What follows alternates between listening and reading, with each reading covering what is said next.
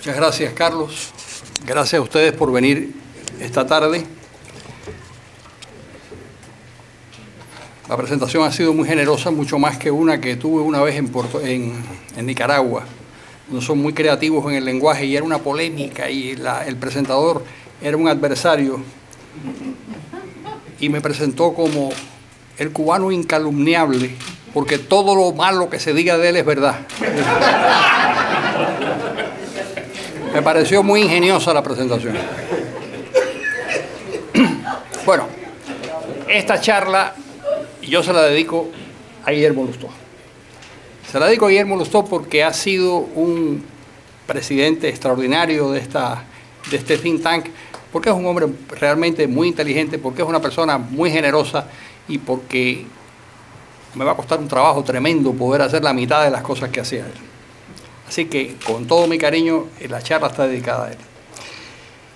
El 17 de diciembre del 2014, todos nos sorprendimos cuando el presidente Obama y el general Raúl Castro simultáneamente declararon que había una nueva etapa en las relaciones entre los dos países.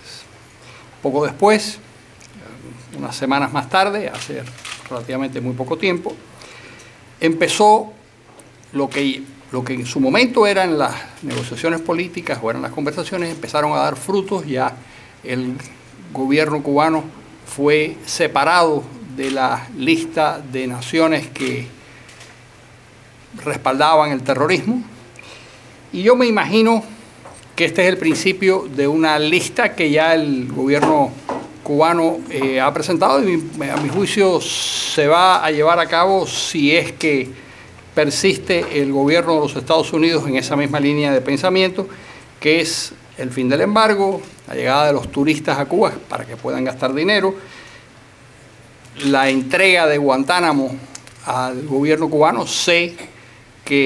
Lo sé por una confidencia de un amigo, que ya hay un informe de un bufete de Washington donde, como se hacen las cosas en Estados Unidos, el presidente consulta si tiene la autoridad para devolver la base de Guantánamo y entonces le hacen un estudio jurídico por el cual pagan una cantidad de plata muy importante, y en ese estudio jurídico le dicen que sí, que puede hacerlo sin necesidad de pasar por el Congreso. Una de las pretensiones del gobierno cubano es tener acceso al Fondo Monetario Internacional, al Banco Mundial, es decir, al crédito, que se le ponga fin a las transmisiones de radio y TV Martí encaminadas al cambio de régimen. El presidente Obama declaró en Panamá que se había terminado el objetivo del cambio de régimen, de manera que es muy posible que todas estas solicitudes del gobierno cubano sean observadas. ¿Qué es lo que estamos viendo? Estamos viendo el paso de una política que durante muchos años fue la manera de relacionarse con Cuba, que era la política del containment, de contención del comunismo, de tratar de evitar los daños que podía hacer el gobierno cubano, a una política de engagement. Es la terminología de la diplomacia norteamericana. En los primeros 2 años del gobierno cubano, el gobierno de los Estados Unidos intentó derrocar al castrismo. Eso se acabó el 20 de enero de 1964, cuando el presidente Johnson firmó una orden ejecutiva poniéndole fin a todas las actividades violentas anticastristas y mudando la política exterior de los Estados Unidos con relación a Cuba al terreno de la contención.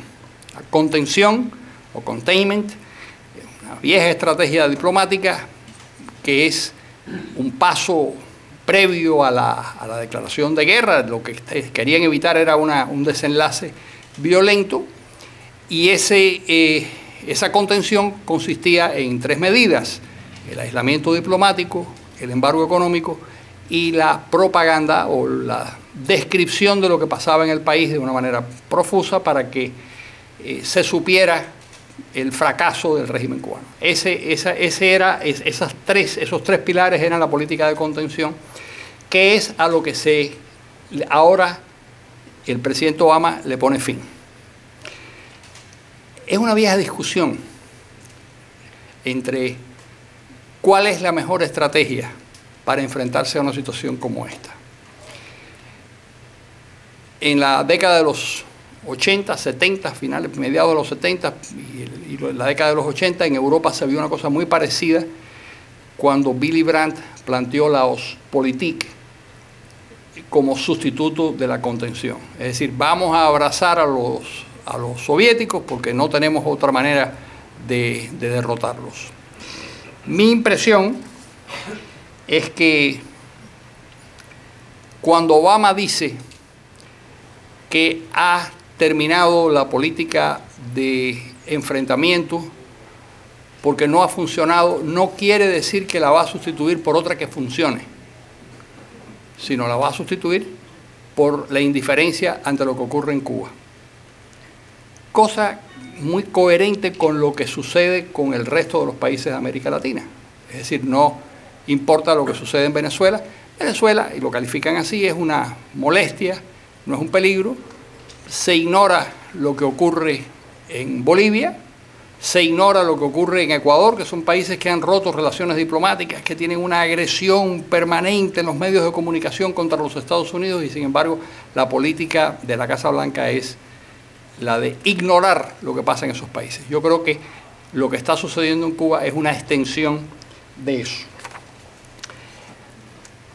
Obama alega además algo que me parece peligroso. Una frase que revela un estado de ánimo. Dice, bueno, yo ni siquiera había nacido cuando empezaron las medidas anticastristas. Y es cierto. Pero si hay algo que caracteriza a la sociedad norteamericana y al sistema político norteamericano es la continuidad del funcionamiento institucional. Es decir, dígale que no estoy, como decía, eso se lo escuché una vez a Paquito de Rivera y me apoderé de esa frase que me pareció muy buena. Estaba él dando una charla y sonó un teléfono y dice, por favor, dígale que no estoy.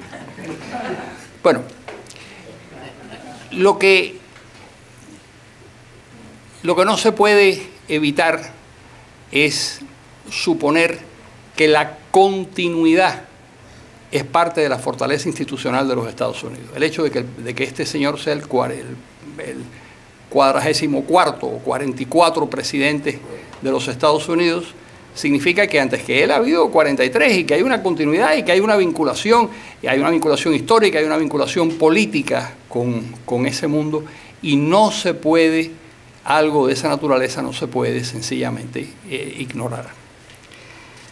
¿Qué hubiera pasado si Reagan y Bush hubieran dicho cuando llegaron al poder en el año 80, principios del 81, bueno, nosotros no vamos a continuar con la política de contención a los soviéticos y vamos a acogernos a la Ostpolitik que nos está proponiendo Willy Brandt, porque finalmente esa estrategia fue montada por el señor Truman hace 40 años. Es decir, tenía 40 años en el momento en el que Reagan lo que hace es ratificar una política que acabó por dar frutos en 1989. Si hubieran hecho lo contrario, lo probable es que todavía la Unión Soviética existiría. Tampoco podemos saber exactamente si eso es lo que hubiera sucedido, pero hay una alta probabilidad de que eso hubiera ocurrido. Lo cierto es, y por eso hay que preguntarse, bueno, ¿y por qué? Y es importante preguntarse eso por lo que voy a tratar de explicar.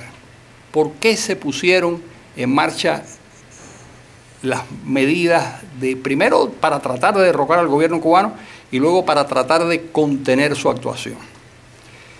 El presidente Ike Eisenhower firma en marzo 17 de 1960 la orden ejecutiva por la cual se le da instrucciones a la Agencia Central de Inteligencia de que hagan lo posible por derrocar a ese gobierno.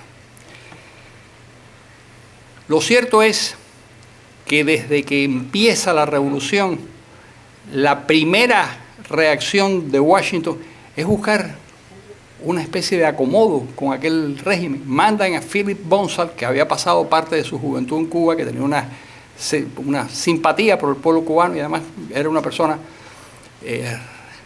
realmente muy moderada, que intenta por todos los medios establecer puentes con la nueva administración cubana. No es porque Eisenhower tuviera la menor simpatía por lo que estaba sucediendo en Cuba, sino porque le parecía que aquellos barbudos pintorescos no ofrecían ningún peligro y que después la realidad los iría educando en otro sentido.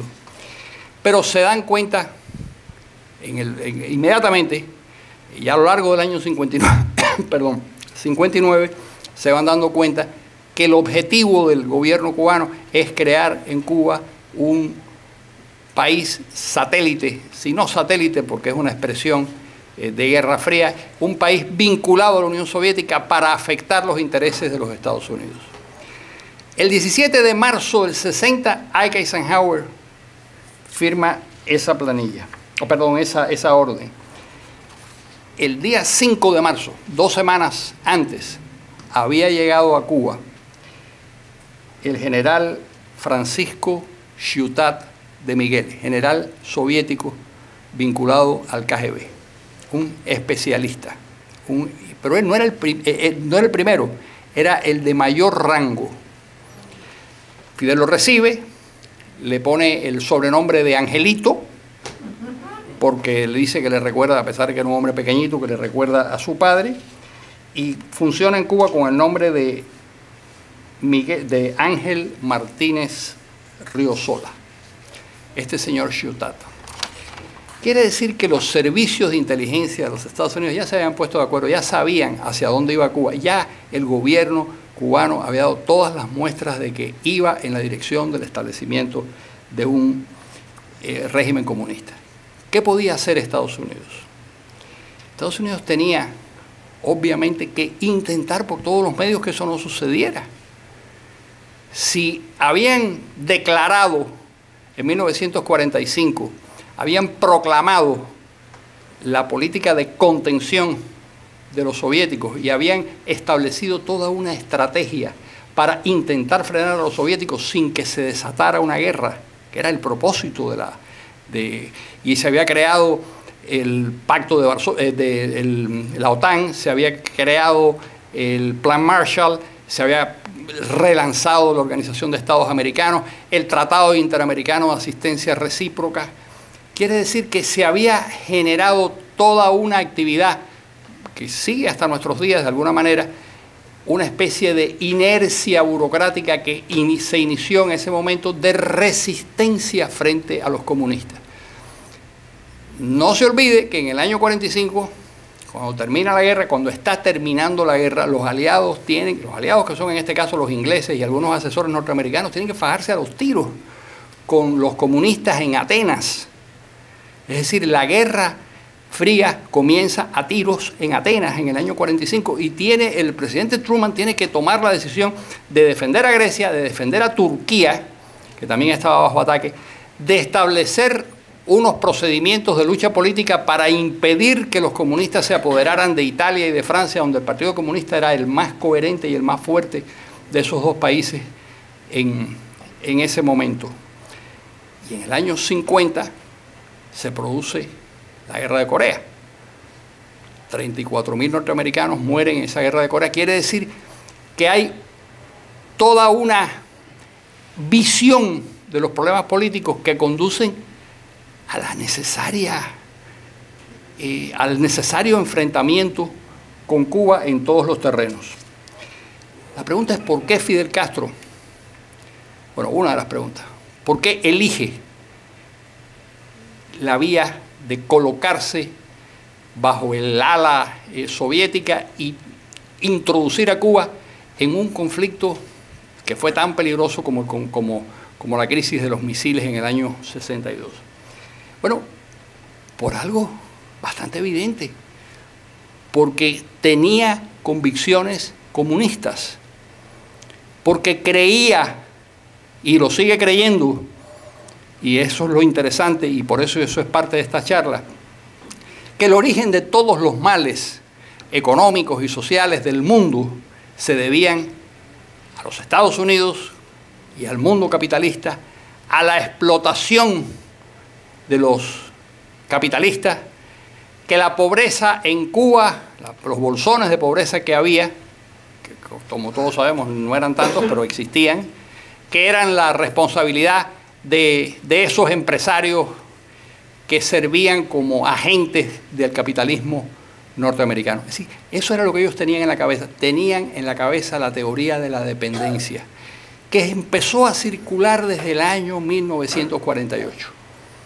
Y empezó a circular, entre otras razones, porque era parte de la documentación que la CEPAL, con el que se había creado por aquellos años, que la CEPAL había distribuido. Es decir, la idea de que la pobreza de ciertos pueblos y los conflictos y los problemas de ciertos pueblos son la consecuencia de la actuación de los Estados Unidos y del resto del mundo capitalista. Yo les voy a leer un párrafo, que es muy interesante, porque esto se repite y se repite. Hay un documento interesantísimo que hay que, los que seguimos de cerca estas cosas, lo conocemos, que es la Segunda Declaración de La Habana, donde la mitad de esa Segunda Declaración de La Habana hay toda una visión del problema político y una visión del problema económico.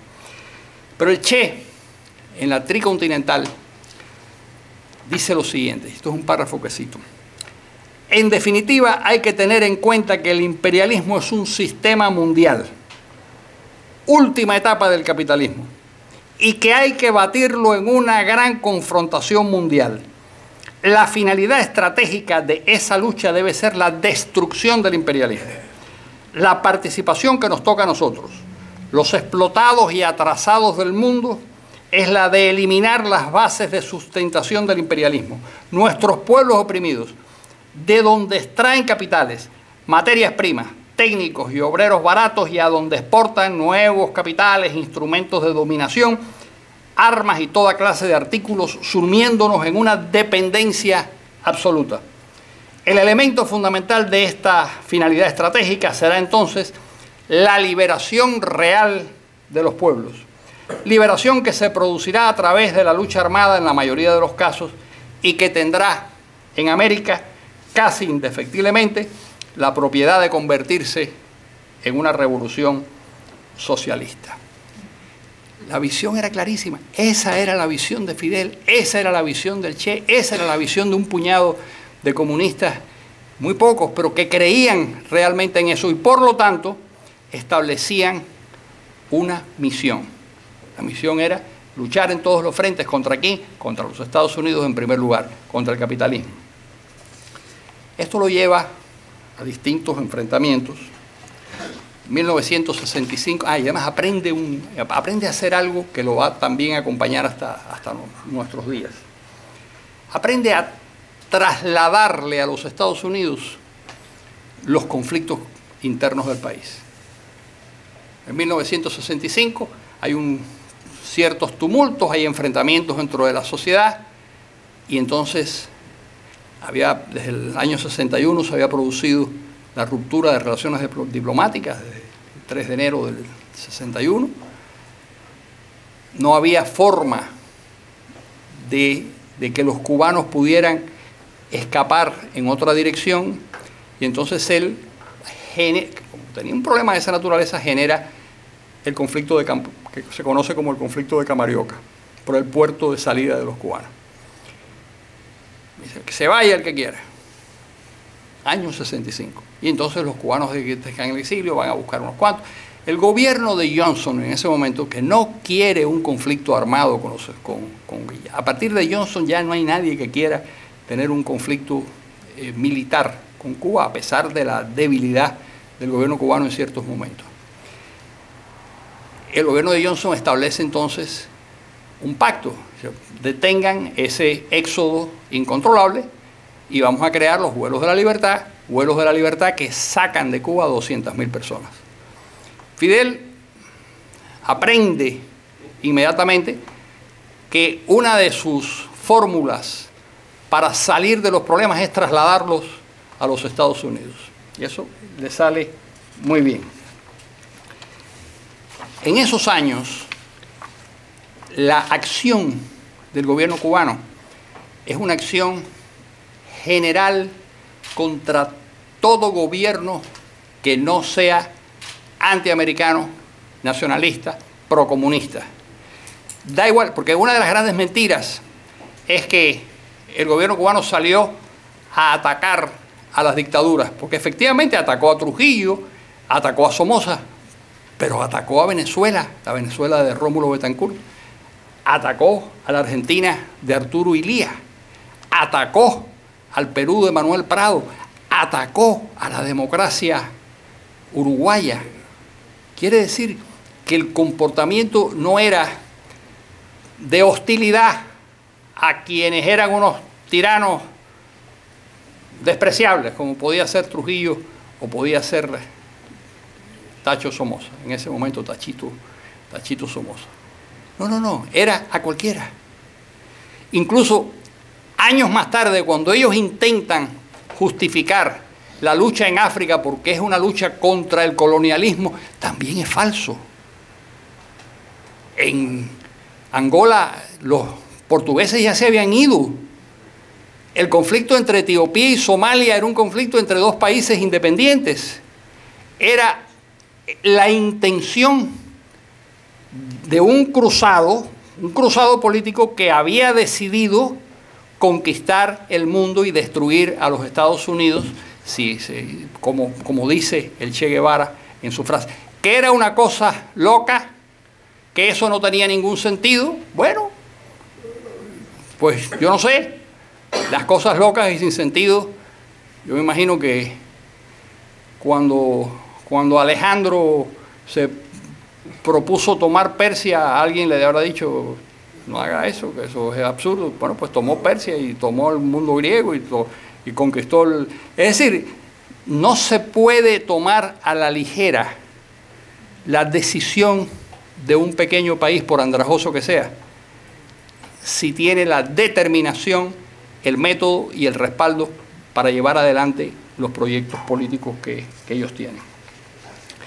¿Quiénes eran los amigos de...? Uno puede pensar que eran, como ellos tratan de aparentar, que los amigos eran los revolucionarios que luchaban. No, los amigos eran cualquiera que estuviera en la misma tesitura que el gobierno cubano. Gaddafi, que era un psicópata terrible. Hay un libro tremendo muy reciente, sobre la verdadera naturaleza psicológica de Gaddafi, que lo que describe es una especie de monstruo terrible, y está basado en la información obtenida en Libia. Además, era bastante evidente que esa era la característica. Macías, el dictador de Guinea Ecuatorial, cuando Guinea Ecuatorial tenía 300.000 personas, Macías mató a 80.000. Si Macías es uno de los asesinos más despiadados, un tipo desconocido por la historia, porque su país es muy poco importante y él es una persona desconocida, pero él es una persona absolutamente despiadada. Sus últimos, la última gente que lo protegió, su guardia de hierro, eran los cubanos, enviados por Fidel Castro. O el ayatolá. Es decir, daba igual que fueran unos creyentes religiosos, como en el caso del ayatolá, como decían los españoles, el ayatolá Jiménez, le decían, el ayatolá Yomeini. Daba igual, daba exactamente igual, porque lo importante es que fueran antinorteamericanos, que se enfrentaran a Occidente, y ya cualquier rasgo especial no tenía ninguna importancia. En 1979, Fidel está en la cúspide de su gloria. Hay un momento en el que, eso me lo cuenta amigo venezolano, el historiador Guillermo Morón, que lo ve en Cuba, y habla con él Y cuando sale de Cuba, coge un avión y se va a Madrid y nos reunimos y me dice, acabo de ver a tu presidente. ¿Y qué te contó? Dice que se va a pasear por Washington. Que va a haber en su... Es decir, que no es una guerra de largo plazo. Que va a haber el triunfo total de las fuerzas revolucionarias contra los Estados Unidos y contra el mundo. Año 79 habían triunfado en Angola, en Etiopía, en Nicaragua. Los rehenes estaban en Teherán en manos de los guardias iraníes, y realmente había un clima que permitía pensar que aquello iba a colapsar. Poco después, uno de los hombres más brillantes que yo he conocido, que fue Jean-François Revel, escribió un libro sobre cómo terminan las democracias, con un gran pesimismo, porque pensaba que lo que estaba ocurriendo era que ese periodo dorado de la existencia de las democracias y de las libertades iba a desaparecer a corto plazo. Era lo que parecía que iba a ocurrir. Y Fidel Castro tenía la sensación de que él lo iba a ver, que era algo que tenía en sus manos. Estamos hablando de finales del 79. Él presidía a los no alineados en ese momento y le había dado la vuelta a los no alineados, a la organización de no alineados, y la había puesto al servicio de los soviéticos. La manera de ser no alineado era no alineado frente a Washington y muy alineado con Moscú, cosa que le recriminaba a Tito. Tito murió en el 80, murió poco después, pero Tito murió bastante disgustado por lo que ahí sucedía. Pero en el 80 empieza el desmoronamiento, se produce la Embajada de Perú, el insólito hecho de que 11.000 personas buscaran refugio en una misión diplomática en 72 horas. Eso es una cosa asombrosa en la historia. No se sabe ni cómo podían caber 11.000 personas, casi 11.000 personas en una casa. Inmediatamente Fidel Castro, que ya había olido la sangre en Camarioca, vuelve a hacer lo mismo con Mariel.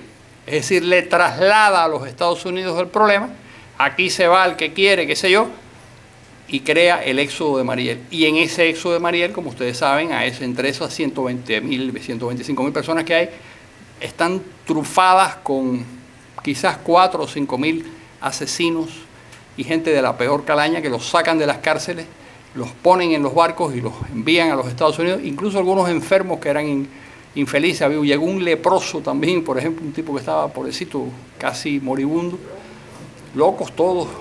Quiere decir que había, por una parte, la intención de contaminar la imagen de la oposición, pero por otra vía, también el interés en dañar a los Estados Unidos, que ha sido el leitmotiv del gobierno cubano. Hay un periodo de 30 años en donde funciona la relación entre Cuba y la Unión Soviética. En 1959 a 1989, cuando cae el muro de Berlín. Pero antes de eso ya hay síntomas de fricciones. En 1982 muere Brezhnev. Lo sustituyen por Andropov, que había sido jefe de los servicios de inteligencia, pero Andropov muere en el 84. Inmediatamente nombran a Chernenko, estaba mayor que Andropov, y el tipo opta por morirse también, una cosa, enfermo, viejo, qué sé yo, liquidado en el año 84. Entonces llaman a un muchacho joven, a Mikhail Gorbachev, que solo tiene 54 años, que es como una especie de adolescente en el Kremlin en ese momento.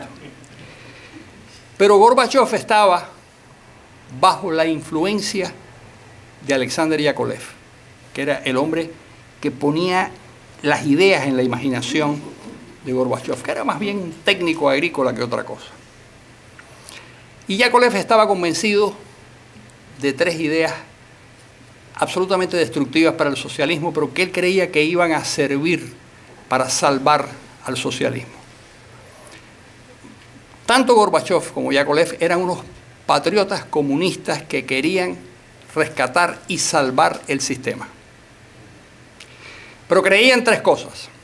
Primero, que había que descentralizar todo el proceso de toma de decisiones y democratizarlo. Que había que hacer ese cambio de una manera transparente, que era la glasnost. Lo primero, la reforma del Estado era la famosa perestroika. Descentralizar las operaciones, permitir el florecimiento de una sociedad civil que tomara la dirección del país, de alguna manera, al margen del partido, y la glasnost como la atmósfera en que aquello se podía desarrollar, porque Yakovlev pensaba, y por lo tanto pensaba Gorbachov, que una de las razones por las cuales la Unión Soviética no se desarrollaba era porque no había la posibilidad de examinar con libertad los problemas del país. Por lo tanto, si se introducía en ese maravilloso sistema colectivista la posibilidad de examinar libremente los problemas, se conseguía que el comunismo se convirtiera en corto plazo en la cabeza económica del planeta. El tercer elemento, que ya era un elemento racista de alguna manera, era que había que salvar a Rusia del peso de la Unión Soviética. Cada vez que Fidel Castro llegaba con un país del tercer mundo que conquistaba, ya fuera Angola, ya fuera Etiopía o ya fuera Granada en su momento, y lo colgaba del presupuesto soviético, era un problema económico gravísimo. Es decir, le complicaba. La conquista planetaria era una conquista que se hacía a costa del bolsillo de los rusos. Los rusos eran el corazón de esa civilización, se puede hablar de una civilización rusa, eran el corazón de esa civilización, y toda la periferia era una periferia costosa y absolutamente improductiva. Por lo tanto, había que liberar a los rusos del peso de la Unión Soviética. Esas tres cosas juntas eran demoledoras. Fidel Castro se dio cuenta desde el principio, como un hombre muy conservador, astuto, inteligente, inescrupuloso, se dio cuenta que por el camino adoptado por Gorbachov, lo que se iba a producir era el descalabro de la Unión Soviética. Aquello iba a desaparecer. No le preocupaba tanto porque él tenía una fuente de información en el KGB muy importante, que era el general Nikolai Leonov, que era el segundo jefe del KGB.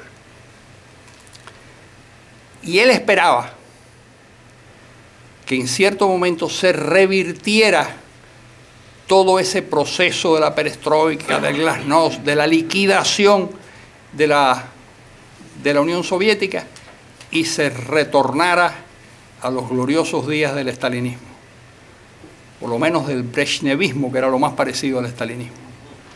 Era lo que él tenía en la cabeza y era lo que él creía, entre otras razones, y esto es algo que se supo cuando desertó el que era embajador en la Unión Soviética y en Rusia después, Jesús Renzolí. Jesús Renzolí era un oficial del ejército que se había formado en Rusia, que dominaba muy bien la cultura rusa además del lenguaje, y era el embajador interino en la Unión Soviética porque el embajador había regresado a La Habana por un tiempo. Y en ese momento él aprovecha y deserta. Y cuando deserta, cuenta algo insólito. Y es que en la embajada cubana en Moscú se dieron algunas de las reuniones para armar la contrarrevolución en contra de Gorbachov y en contra de lo que estaba ocurriendo en Rusia. Claro, él, que era un hombre sensato, se asusta de que esa pobre islita cañera o ex cañera, porque ya ni eso, estuviera reformando, queriendo reformar el mundo. Pero esa es una de las características de de Fidel, la audacia ilimitada, porque nada de eso se podía hacer sin la relación con Fidel. La relación de Fidel y de Raúl con Nikolai Leonov viene desde 1953. El primer trabajo que hace Leonov cuando era un joven de la inteligencia soviética es encontrarse por una de esas casualidades de la vida con Raúl Castro. Establecieron una relación muy afectuosa, se reconocieron en uno de esos festivales de la juventud que eran organizados por los servicios de inteligencia soviéticos para reclutar gente, y se conocieron en Austria, en Viena. Y después regresaron de Europa en el mismo barco, y ahí se estableció una relación que por una de esas casualidades también, yo creo que también la vida está llena de casualidades, se vuelven a reencontrar en México cuando se están adiestrando para el desembarco en Cuba. En ese momento, Leonov es un diplomático soviético, con una cobertura, qué sé yo, pero realmente es un agente del KGB. Y vuelven a reencontrarse, conoce al Che Guevara. Al Che, cuando lo cogen preso en México, le ocupan una tarjeta de Leonov. Bien, como Fidel desconfía de la perestroika y desconfía de todo eso, una de las cosas que hace es aislar a los cubanos que habían estudiado durante ese periodo en la Unión Soviética. Los aísla como si fueran unos enfermos. Y al mismo tiempo utiliza la información que le da su servicio de inteligencia para quitarse de arriba uno de los tipos más incómodos del mundo para él, que era el general Ochoa. Y lo fusila en el verano del 89. El general Ochoa y el teniente coronel o coronel Laguardia, Antonio Laguardia. ¿Por qué lo fusila? Porque tenían simpatías, por una parte, por la reforma soviética, porque ya no creían en el sistema comunista. Hace mucho rato que no creían en ninguna de las supersticiones del marxismo. Y había un segundo elemento, porque ya sabía Fidel Castro que los servicios de inteligencia norteamericanos tenían toda la información y todas las pruebas de las relaciones de Raúl y Fidel y el aparato militar cubano con el narcotráfico. De manera que fusilar a Ochoa y fusilar a Laguardia tenía un doble propósito. Primero, decirle a todo el aparato militar, aquí, el Ochoa era el militar más importante en Cuba, aquí no hay nadie importante, nadie que no esté al alcance del paredón de fusilamiento. Él, como decían los mexicanos, el que se mueve no sale en la foto. Todo el mundo en orden. Y la segunda cosa, yo soy inocente de la traición que han cometido estos malvados que se han puesto a traficar en drogas y han arriesgado el destino de la revolución contra mi criterio y contra mi voluntad. Entonces, al matar a Ochoa y matar a Laguardia y matar a los otros militares, fueron 4 creo, si no recuerdo mal, lo que hace es exculpar a la revolución. Se produce inevitablemente el descalabro de la Unión Soviética, la disolución del Partido Comunista, que es un episodio maravilloso de la historia, el Partido Comunista de la Unión Soviética, porque es una orden dada, se disuelve el Partido Comunista como si fuera una sociedad anónima y 20 millones de personas se van a su casa y no pasa nada. Eso es increíble, pero demuestra la falsedad de la militancia comunista. Era una militancia absolutamente ritual, no tenía nada que ver con la verdad. Se van a sus casas y ahí se acabó todo. Pero Fidel, como dicen los españoles, inasequible al desaliento, como entiende que Gorbachov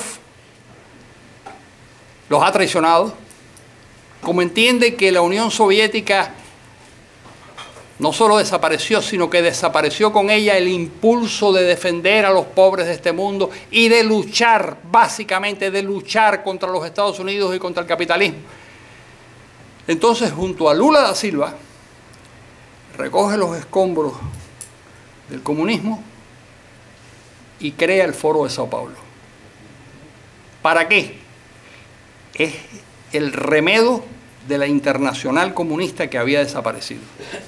Es la mayor cantidad de colectivismo, comunismo, antinorteamericanos que permitían las circunstancias, dado el zoológico que era capaz de reunir en ese momento. Los nicaragüenses, por una parte, los partidos comunistas latinoamericanos, y con todas esas piezas, arma ese rompecabezas que se llama el Foro de Sao Paulo.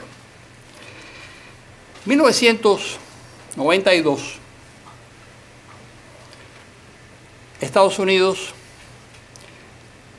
instigados por el gobierno de los Estados Unidos, instigado por Jorge Mascanosa, que ha sido el operador político más importante de la oposición en el exilio, formulan la ley Torricelli, la famosa ley Torricelli, a la que se resiste George H.W. Bush, el Bush padre, se resiste a firmarla, porque a ningún presidente norteamericano le gusta que limiten, recorten sus prerrogativas en política exterior.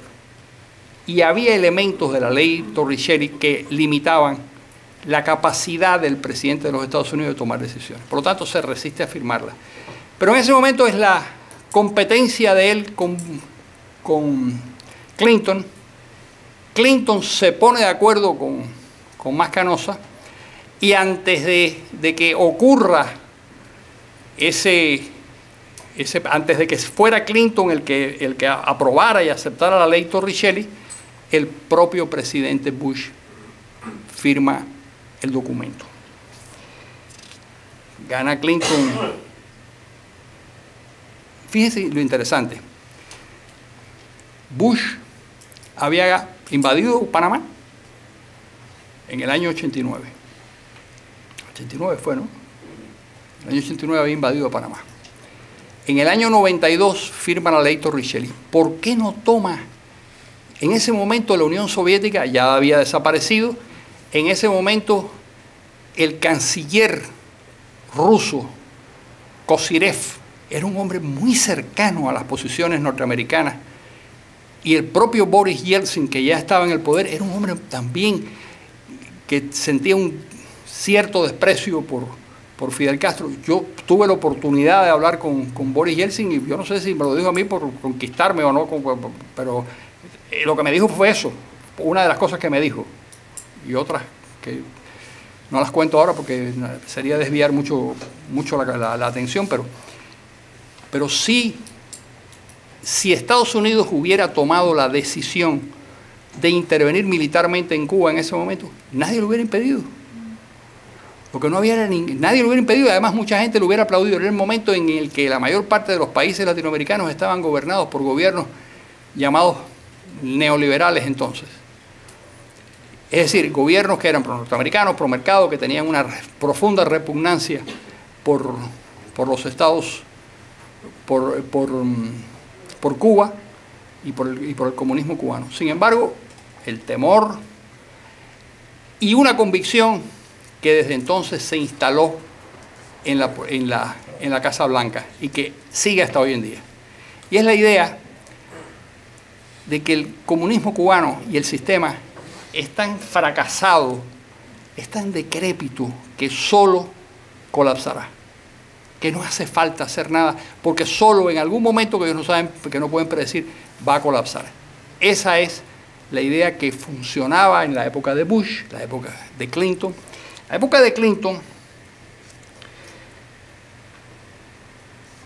1994, ya está Clinton en el poder. De nuevo, un conflicto interno en Cuba por gente tratando de escapar del país.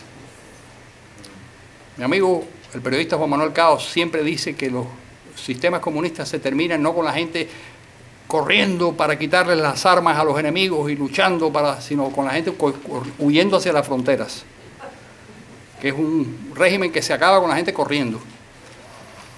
Fue lo que pasó en Alemania, la verdad, fue lo que pasó en Alemania, que fue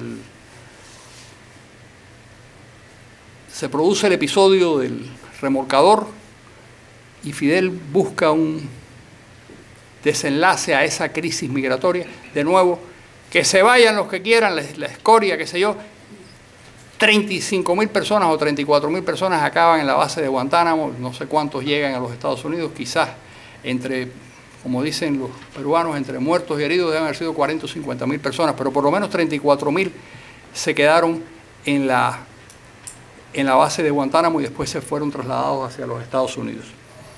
Clinton tampoco pensó en recurrir a la violencia para detener lo que estaba pasando. Clinton le tenía, como todos los presidentes, como desde Johnson, un cierto temor físico a las reacciones de Fidel Castro.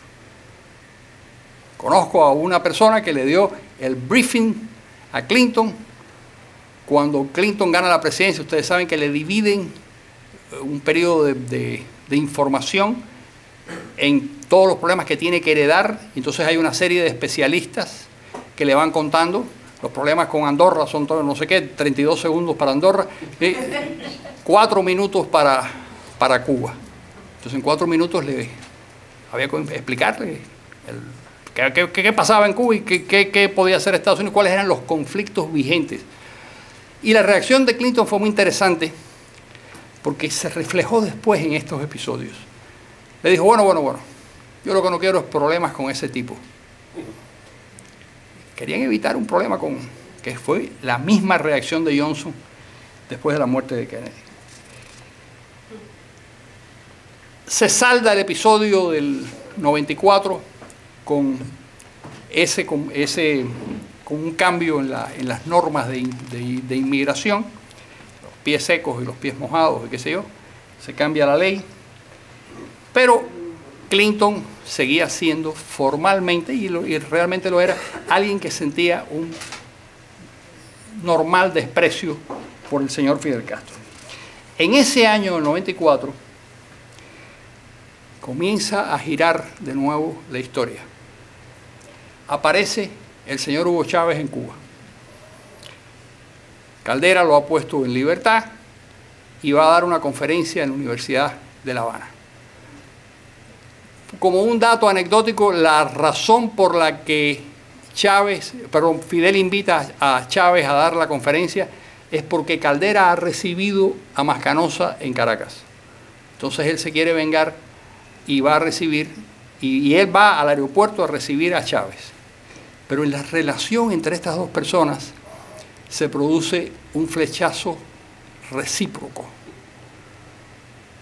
Como dicen, siempre me gusta citarlo, como dicen los boleros, son dos almas gemelas. Se parecen muchísimo. Uno con una mayor intensidad intelectual, el otro con más capacidad de acción, qué sé yo. Pero son fundamentalmente gente parecida. Por lo menos gente muy audaz, sin sentido del límite. Que a veces esas características dan resultados. En esa reunión, Fidel enamora totalmente a Hugo Chávez. Chávez queda totalmente seducido por Fidel Castro. Y eso se nota cuando pierde su asesor principal, que era Norberto Ceresole.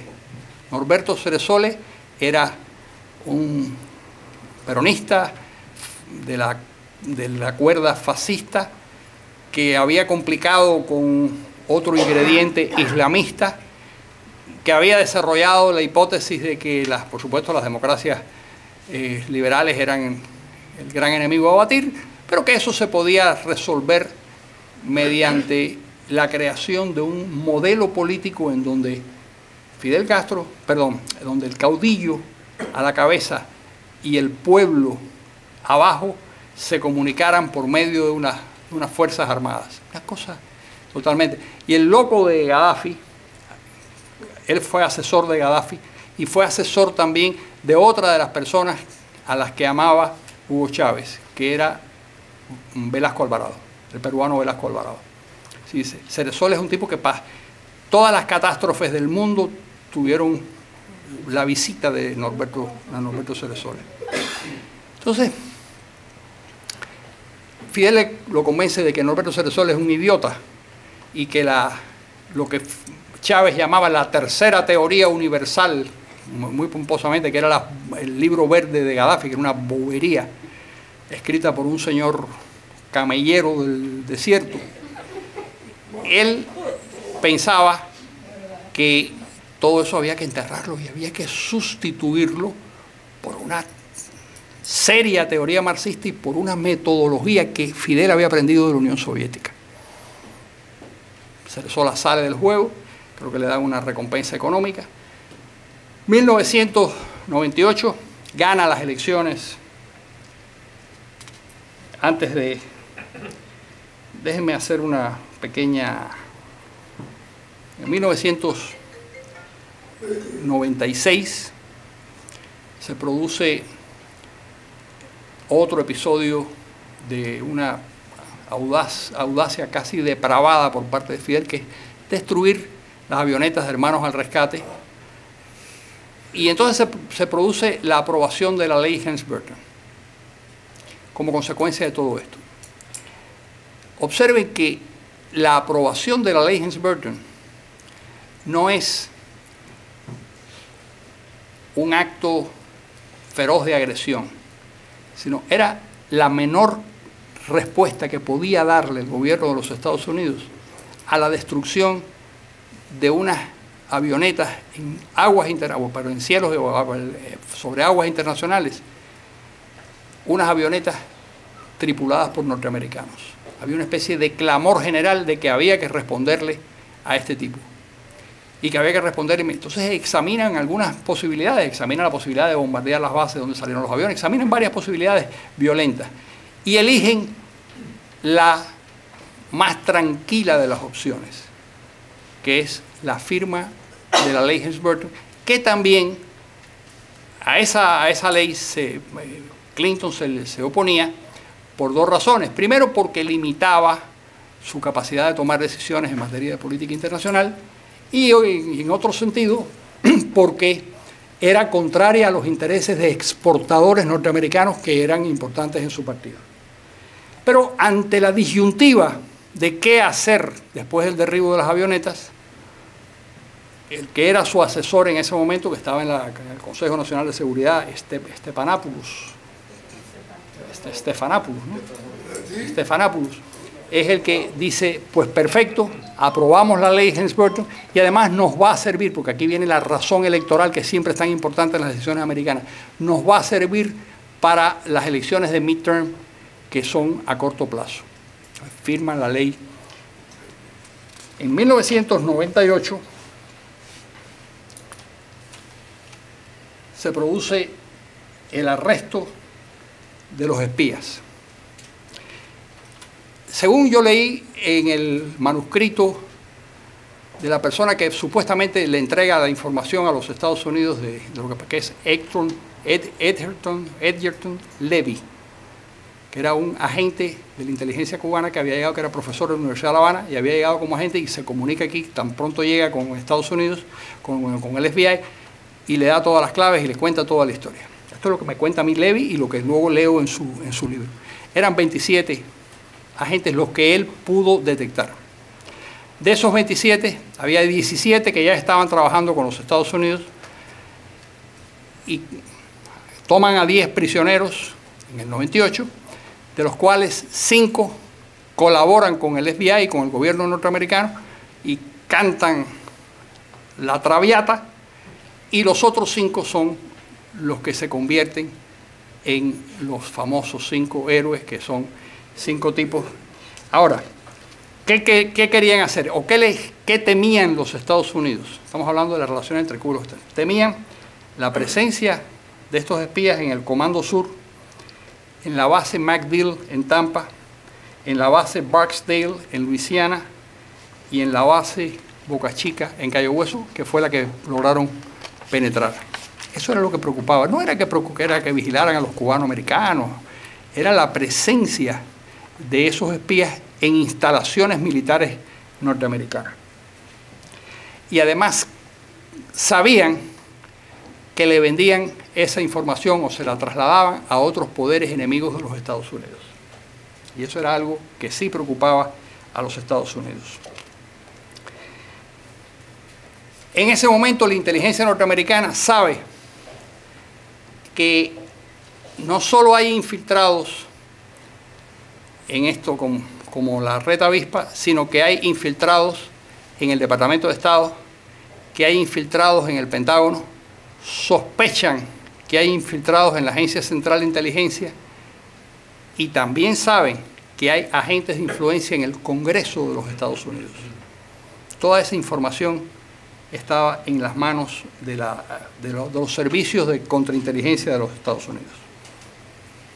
1998, Chávez gana. Les cuento, como hay unos cuantos amigos venezolanos aquí, les cuento una historia que la supe muy recientemente. Chávez no solo era visita constante en Cuba, sino Chávez recibió unos cursos teóricos del Estado Mayor cubano.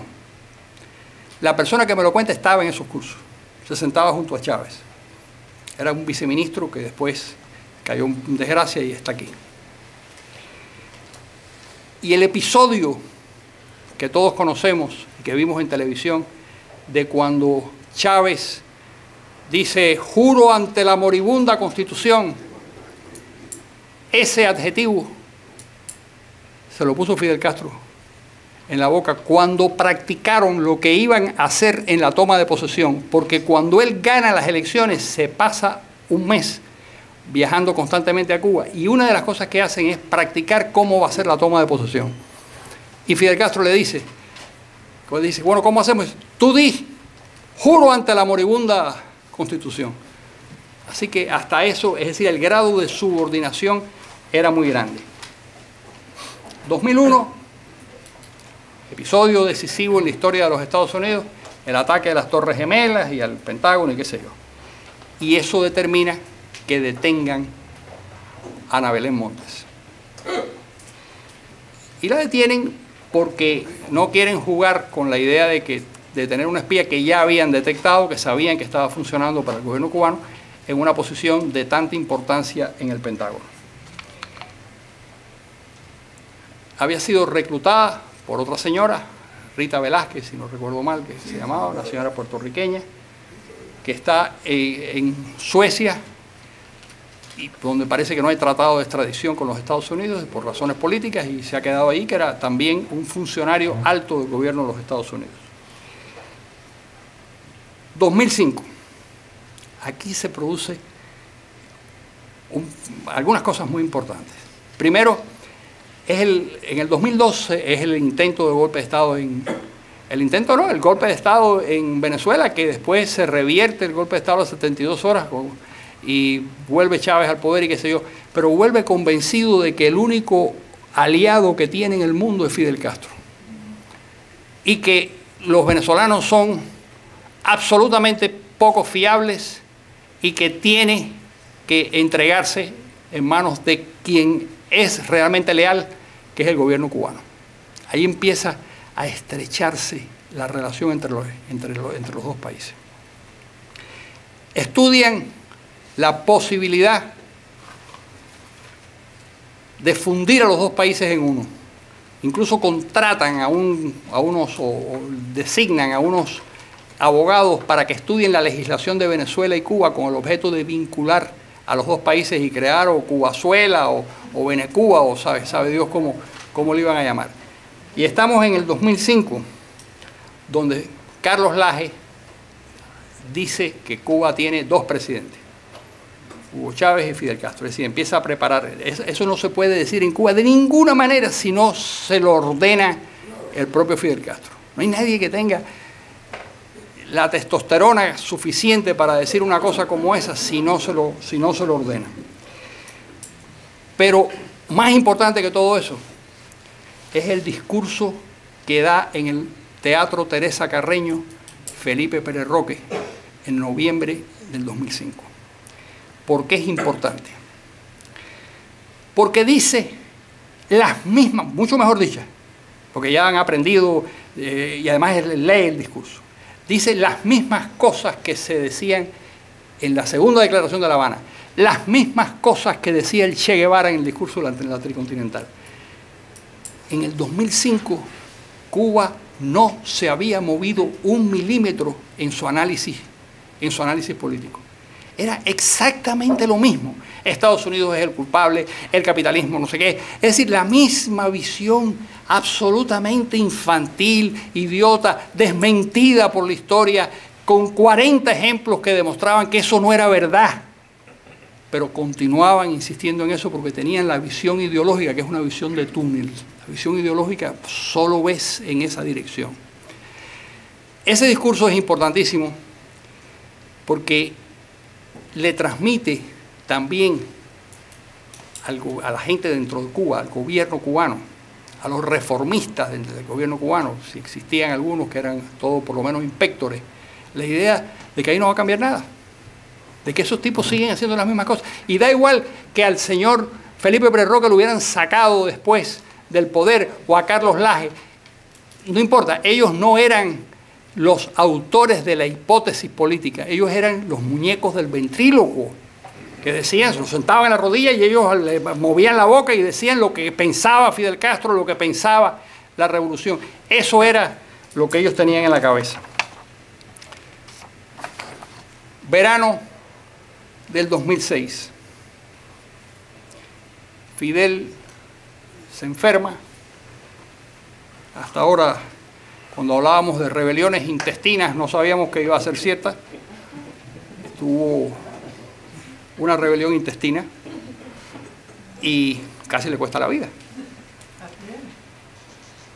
Claro, casi se muere, porque tuvo tuvo una diverticulitis monstruosa. Él decidió qué tipo de operación había que hacer, porque Fidel es un médico, es cirujano en jefe, y le dijeron que esa operación era muy peligrosa, pero él dijo que era la que él quería, porque no tenían que instalarle un ano contra natura. En las operaciones convencionales le cortan un pedazo, le instalan un ano contra natura y después botan el no sé qué y después le reconectan el intestino y ahí se acabó. Pero existe la posibilidad de ir directamente a conectarlo y evitarse el paso del ano contra natura. Y entonces Fidel eligió el cirujano en jefe, es decir, eligió la otra y casi se muere. Y ahora tiene el ano contra natura. Y por supuesto tuvo que salir del poder. En 2006 le pasa la autoridad a su hermano de manera interina. En el 2008 ese interinato termina porque Fidel finalmente tira la toalla, acepta que no puede regresar al poder. Hay todos esos episodios que se pueden ver en YouTube donde se ve el grado de decrepitud física que tiene Fidel.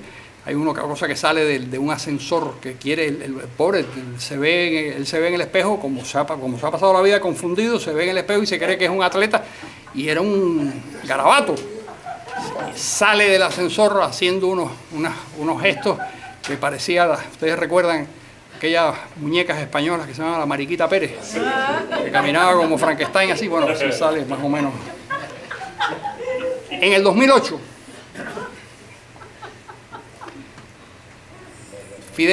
Raúl asume la presidencia, ya con carácter permanente, y dice que solo va a estar 2 periodos. Es decir, termina en el 2018, con 87 años de edad, el tirano más viejo de la historia. No hay nadie, porque Fidel se retira antes, no hay nadie que haya sido un dictador a los 87 años, que yo recuerdo, no sé si ustedes recuerdan alguno, pero yo creo que nadie ha llegado a los 87 años, pero en fin. En ese momento llevará 12 años de presidencia efectiva en el poder. Pero en el 2009, de nuevo el episodio de los otros espías, Wendell Myers y su mujer. Profesor en Johns Hopkins, centro que tenía una cierta vinculación también con los anteriores casos de inteligencia cubana, y los condenan a él, llevaba 30 años espiando para el gobierno cubano, lo condenan, es un funcionario del Departamento de Estado, lo condenan a cadena perpetua y a ella a 81 meses como consecuencia de que decidieron colaborar. Pero fíjense lo que pasa con Raúl en el poder. Para todos aquellos que tienen la intención o la intuición de que las cosas son distintas. Son distintas porque son distintos los dos hermanos, por supuesto. Pero son iguales en lo fundamental. Y lo fundamental es la lucha antinorteamericana, la lucha anticapitalista, la lucha antimercado. ¿Con quiénes en este momento? Con lo que está a la mano. En este caso, Irán. Con el grupo que ellos construyen, que es el socialismo del siglo XXI, que es un circuito de países que ejercen la mayor cantidad de antiamericanismo, anticapitalismo, que permiten las circunstancias. Se oponen a todo aquello que pueda de alguna manera favorecer al mundo occidental y al mundo de la empresa, al mundo de las libertades, al mundo de las democracias liberales. El grado de complicidad mayor del gobierno cubano es con Irán. El arquitecto del viaje de Irán es Cuba. Cuba tiene el mejor servicio de operadores políticos de América. Esos operadores políticos llevaron a Chávez al poder. Esos operadores políticos mantienen a Evo Morales en el poder. Esos operadores políticos y esos servicios de inteligencia son extraordinariamente activos y eficientes. Son 600 personas. Se dice rápido, pero 600 personas en un servicio de inteligencia bien formadas es un ejército importante. Hay dos datos para entender la naturaleza del régimen cubano. 600 agentes en el servicio de inteligencia y 60.000 en la contrainteligencia dentro de Cuba. 60.000 personas. Es decir, es prácticamente imposible hacer algo dentro de Cuba que no, porque esos 60.000 personas no quiere decir que sean solo los 60.000 oficiales de la contrainteligencia. No, no, no. Es la cantidad de gente que le da servicio a esas 60.000 personas. Cuando Obama, o el gobierno de Obama, hablaba con Raúl Castro, se produjo el episodio de Corea del barco en Panamá. Es decir, nunca van a dejar de hacer las cosas en las que ellos creen. Nunca van a cancelar sus lealtades con los grupos de izquierda radicales que quieren la destrucción. Nunca van a hacer lo que espera mucha gente que hagan, que van a traicionar. No van a hacer nada de eso. Yo voy a concluir leyéndoles un pedazo de la conferencia. Todo esto es una conferencia que va a salir publicada. Va a salir publicada en el instituto. Tengo que poner las notas, que es una lata. Odio poner las notas a las cosas, pero hay que hacerla para que parezca una cosa más seria. Y eso termina con esto que voy a leerles, que son las 7 advertencias finales sobre la nueva política cubana de Obama. La primera: el gobierno de los hermanos Castro mantiene en el 2015 exactamente la misma visión de Estados Unidos que tenían cuando los guerrilleros llegaron al poder en enero de 1959. Como los Borbones, ni olvidan ni aprenden. Para ellos, el enorme y poderoso vecino y sus supuestas prácticas depredadoras en el terreno económico están en la raíz de los problemas fundamentales de la humanidad. Como leen poco y observan mal, continúan creyendo que las calamidades del tercer mundo se deben a la mala voluntad de las naciones desarrolladas y muy especialmente a Estados Unidos con sus perversos términos de intercambio y su explotación inclemente de los recursos de las naciones pobres. Segunda advertencia.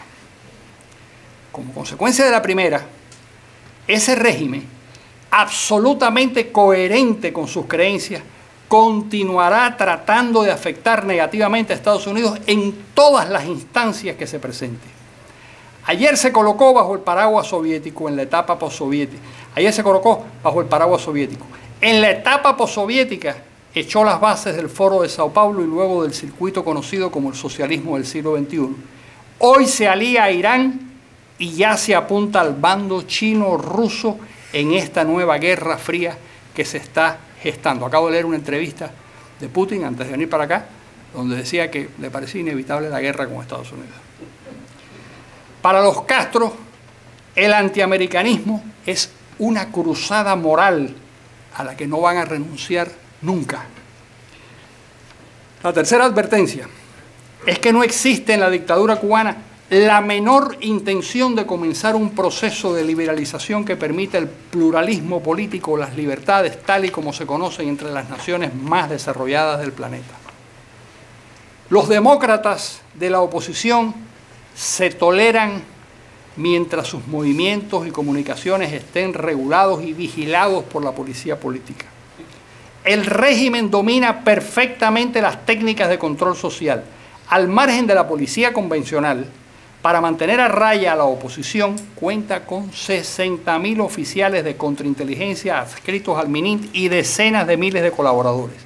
Para ellos, la represión no es un comportamiento oscuro y vergonzante, sino una labor constante y patriótica. Así lo ven.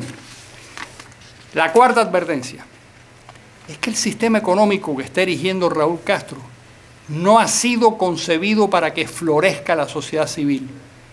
Esa que un día, mágicamente, derrocará a la dictadura, sino es un modelo de capitalismo militar de Estado, cuya columna vertebral es el Ejército y el Ministerio del Interior, instituciones que controlan la mayor parte del aparato productivo del país.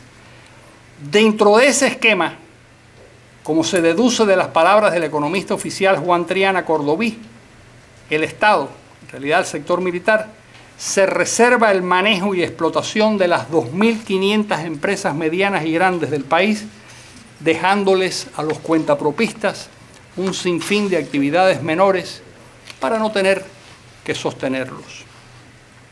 Contrario a lo que piensan en Washington y en los sectores cubanos no gubernamentales que apoyan esas reformas económicas, muchos de ellos de buena fe, Raúl Castro y sus asesores suponen, a mi juicio, acertadamente, que los cuentapropistas serán una fuente de estabilidad del sistema de capitalismo militar de Estado, no por afinidad ideológica, sino para no perder los pequeños privilegios y ventajas que obtienen.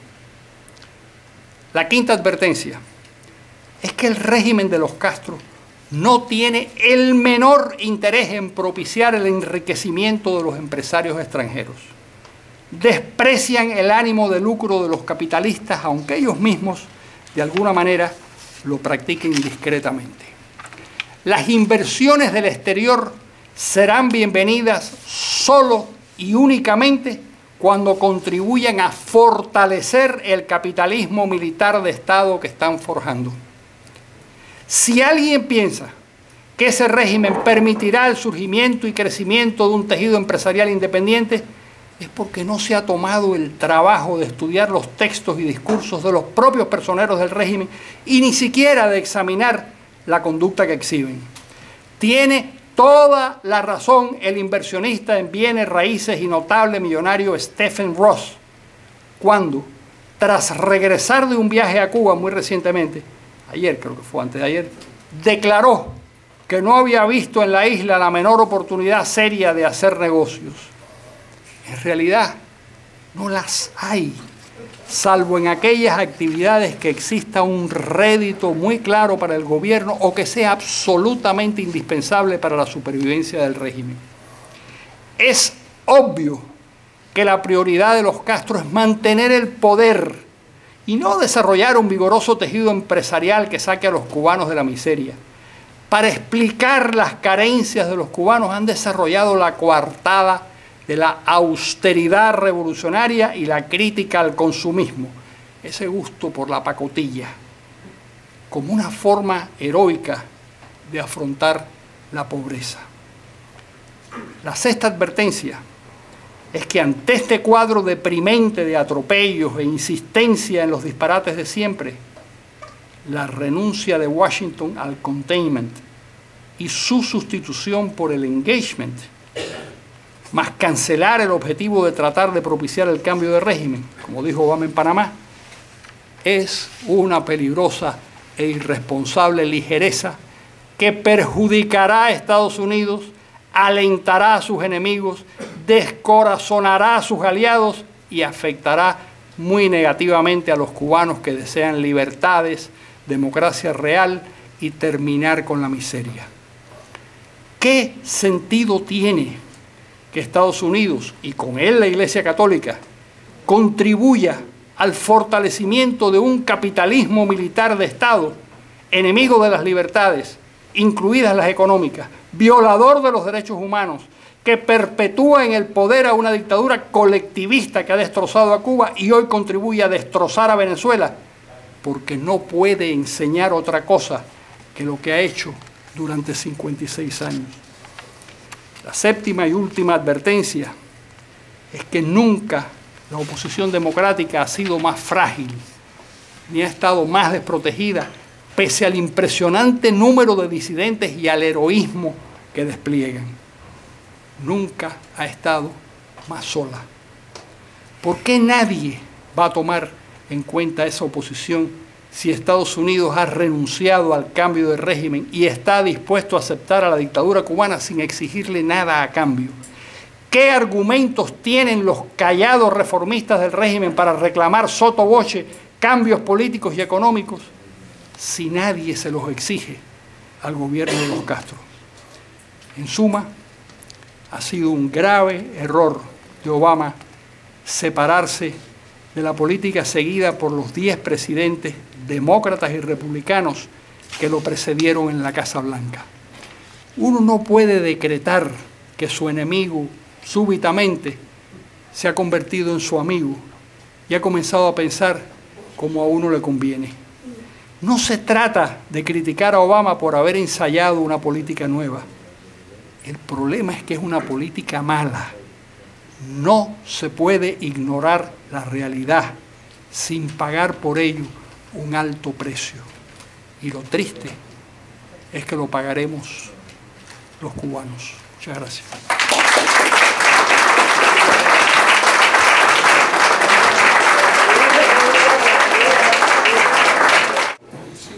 Como ha expresado Carlos Alberto, la conferencia que él acaba de dictar va a ser publicada y editada por el Instituto y publicada en nuestra página web. Muchas gracias por su presencia y buenas noches.